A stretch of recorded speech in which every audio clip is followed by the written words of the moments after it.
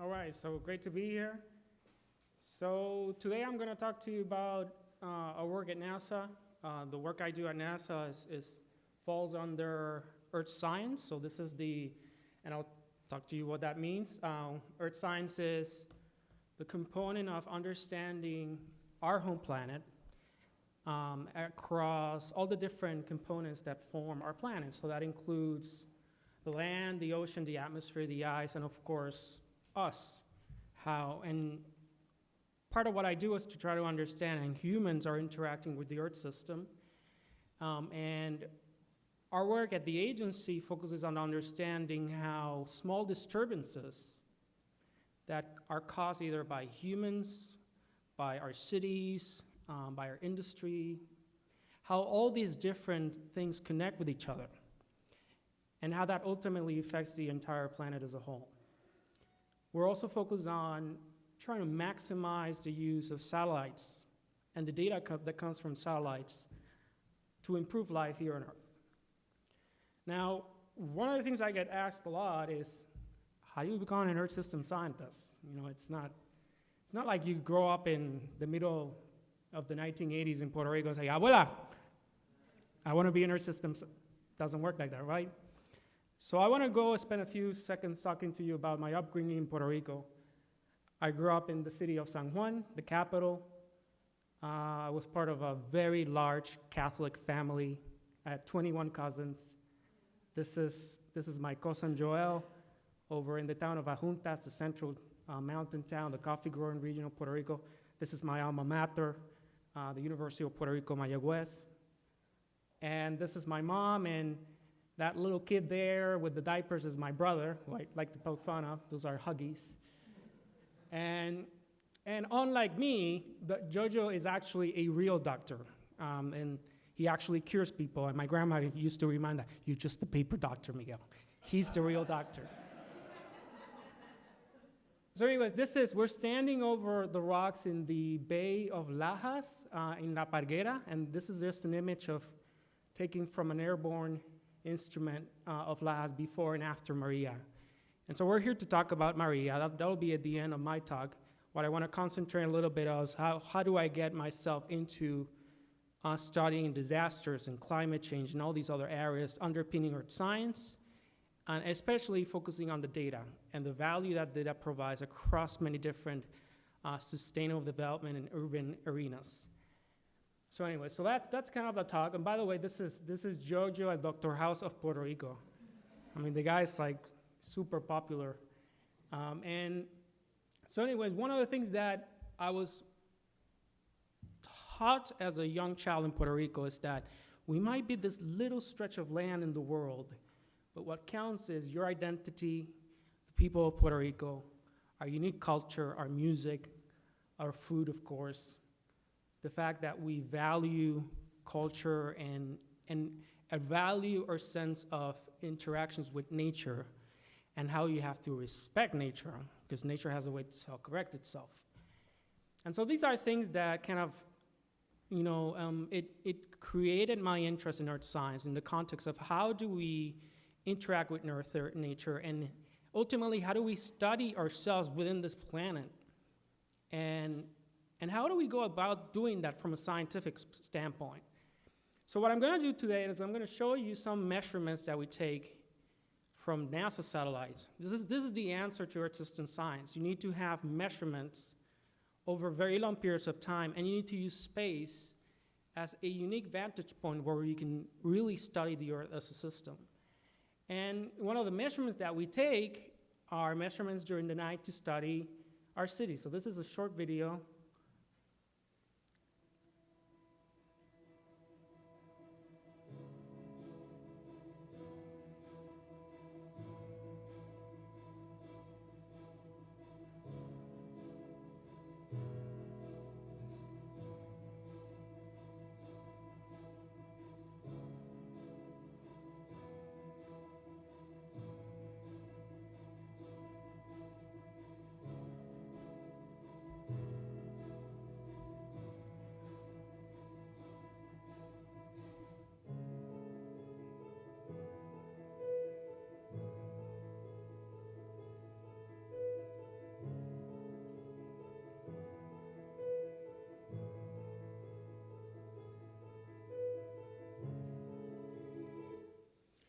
So anyways, this is the black marble. The products are global. These aren't pretty pictures for your background of your iPhone.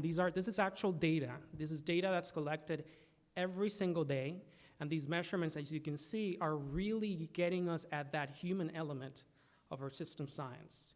And there are many things that we can do now with the black marble that we couldn't do before, because our engineers at NASA have been working nights and through the blood sweat of American engineering. Now we have these amazing measurements that allows us to have a different perspective of the Earth system, where we can not just see a single map of the Earth at night every year, but we can monitor the lights every single day. So when you have this capability, it's not just eye candy for general interest and inspiring people about, this is where we belong, but you can do things like this. We're here right now. This is the DC area. And what you're seeing here is a seasonal change of night light. So instead of looking at the annual variation of lights from year to year, we're comparing how lights change from one period of the year to the next. And if you zoom in into the DC area, you'll see that there are places where the lights go down and places where the lights go up by up to 20, 30%. Now, why would this happen? Street lights don't change. It's not like someone actually goes and removes the street lights. And so what we're starting to realize is that we're not just measuring the infrastructure. Anybody want to guess what we're measuring here? Christmas lights. We can detect Christmas lights from space. What does this mean in a grander scheme of things in terms of our science?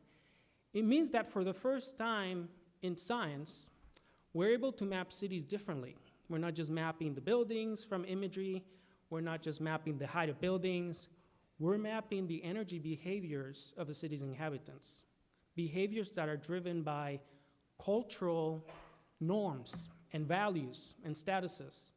And this is extremely important in the concept of Earth system science and understanding how do we mitigate climate change, do we reduce our emissions, because there's energy that's related to individual behavior, how big our cars are, how big our houses are, but there's also a portion of the energy that's associated with how we work and live as a community. And so we need to start looking at energy use from a macro scale as well as the individual scale. Because our policy oftentimes taxes the individual, but it doesn't look at the broader kind of savings that we can have if we work as a community. So this is one of the works that we did back in 2015 with Dr. Eleanor Storks, who's here in the audience, and we started thinking, it's like, well, if you can measure Christmas lights, then what else can you do? And we started trying to look at that within the context of earth science for societal benefit. And one of the things that we started doing is like trying to align our research with the broader international frameworks for global sustainability. And I'll show you a few of the examples where we can get and go straight to Puerto Rico at the end. We can look at illegal fishing. If people in the South China Sea are crossing through marine protected areas, we can cut them on the act. That's one thing that we can do because we see fishing lights from vessels that are hunting sari and squid. We can also look at electrification rates. So if you're working with government entities in Africa and you're trying to assess the effectiveness of solar-powered projects, you can do things like this. You can compare electrification across cities. So if you're going in with a block grant and you're putting in solar panels, are these projects working? And if they're not, what are the differences in urban function, in demographics, in culture that lead to some communities to have better gains than others? These are the cities of Corhogo, Wake, and Jamsoker in the Ivory Coast. This is a project we're doing with the World Bank. We can also look at individual neighborhoods to see whether the power is coming on and it's staying on. So it's not just about energy access, it's about energy quality to make sure that the energy is reliable. So that's what this time series, this is a 5-year time series of the black marble. And you can see that right around 2014, once the panels come in, they're staying on at night. And the fact that they're staying on at night matters because there are kids who need to finish their homework. This is not just about electricity. This is about gender equity. This is about solving air pollution problems when you have women who have to cook with crop residue and dung. This is bigger than just lights. It's about the future of Africa. We can also see what happens when you're moving entire countries and communities from one dirty source of fuel to cleaner sources of fuel. It's not a win-win. You have communities in China who are literally vanishing from the face of the earth because coal power plants are closing. And this is inextricably linked to the economies from across the world, including economies from 3-hour drives away from here. We're also looking at how electricity is used as a pawn of war when we have impacts associated with conflict. So if you have a regime, for instance, decimating the electricity sector, like in the case of Syria, this is the city of Aleppo, and this is a feature we did with the BBC, Arabia News Desk. And what we're going to show you is the gradual change of the city of Aleppo right after the Battle of Aleppo.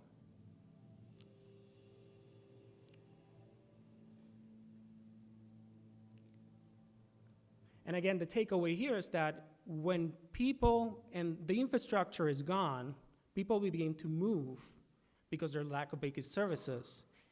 And in the case of Syria, people are moving in droves towards places like this. This is the refugee camps in Jordan. This is the Emirati camp. It can hold over 5,000 people. And out of a desolate desert, you start seeing settlements come out. And looking at the lights, combined with looking at imagery and records, allows us to have a better understanding of how these settlements growed, how they change form. And we can also start seeing now with a protracted war what happens when people return. This is the northeast town of Jarablus in Syria, where we can see an increase as 20,000 people come back to their hometowns. So let's go talk about Puerto Rico.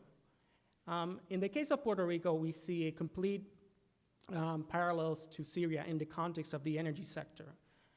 And what's funny is that we say, well, it's different because it's a natural disaster. But I want to impress upon you there's not such thing as a natural disaster. It's very unnatural for us to understand the emergency aspects of what happened in Maria, especially when we're trying to move our federal agencies to go from managing a major disaster to managing risk. And to do that, one of the things that we have to do is to improve the way we communicate risks, especially to general public. And not just Maria, but as we're going through with Michael and Florence, you can see that communicating risks oftentimes is the decision point from saving lives and evacuating people when they're out of danger. And of course, in the context of communicating risk, one of the things that we can do with this data is to not just look at the overall evolution of the hurricane, but look at how people are actually being affected when they lose access to electricity. So we can look at the black marble, we can start integrating these measurements with socioeconomic data, with maps of individual city blocks, and we can downscale that information to really get at the final estimates of impacts. And when I'm talking about impact here, it's not just on and off. I'm talking about outage impacts that are the result of very long periods of time without access to electricity, to water, to food shortages, to medicine shortages, the entire gamut of cascading effects that are the result of that single landfall. And so what you're looking at here is the total number of days without electricity, not just on and off, but how rural communities were expected to be more resilient than urban communities, and how disadvantaged and historically, remote communities had to ultimately weather the larger aspects of this recovery. So anyways, the point of my talk is to kind of, this is the bold session. So, in order to be bold, we really need to start to integrating all these measurements, because our data is inextricably linked to the future of Puerto Rico and the future of our country. And what I want to impress upon you is that we're not just looking at impacts, we're looking at how we're rebuilding in a Puerto Rico that's more sustainable. And that means that we need to look at the inextricably linked aspects of our society with Puerto Rico society. If there's a shortage of IV bags in this country, it's because Puerto Rico produces those IV bags. So to try to tell the general audience that what happens outside of coastal regions and areas of intensive risk affects them as well, because the world is very interconnected. And so part of what we need to do today is have a call to action to make sure that we're working together as federal agencies so that we are able to make the impacts necessary to build a new Puerto Rico that not just weathers the next disaster, but that creates an environment where we can address inequalities and address the issues that face Puerto Ricans right now. And that's it. That's my talk. Thank you so much.